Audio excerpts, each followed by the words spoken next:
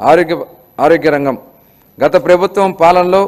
ఆరోగ్య రంగం పూర్తిగా నిర్లక్ష్యానికి గురైన విషయాన్ని మనం చూసాం అధ్యక్ష సకాలంలో చెల్లింపులు చేయకపోవడంతో మందుల కొరత సౌకర్యాల కొరత సేవల కొరకు కారణమైంది అధ్యక్ష వైద్య రంగంలో దాదాపు 6,400 కోట్ల రూపాయలు బకాయిలను వారసత్వంగా ఇచ్చారు అధ్యక్ష దీనికి 1,624 కోట్ల రూపాయలను చెల్లించి తిరిగి గాడిలో పెట్టే ప్రయత్నాన్ని ప్రారంభించాం నిర్లక్ష్యానికి గురైన వైద్య రంగాన్ని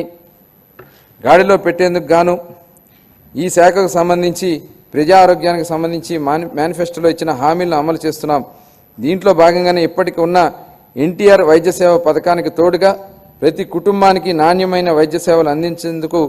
పేద మధ్య తరగతి ప్రజలకు ఆసుపత్రులకు వెళ్లిన వెంటనే ఎలాంటి ఇబ్బందులు లేకుండా కార్పొరేట్ వైద్యం అందేలా పథకాన్ని రూపొందించాం దీనిలో భాగంగా ప్రతి కుటుంబానికి 25 లక్షల రూపాయల ఆరోగ్య బీమా పథకం అందుబాటులోకి తీసుకువచ్చేందుకు మా ప్రభుత్వం ప్రణాళిక చేపట్టింది ఈ ఏడాదిలోనే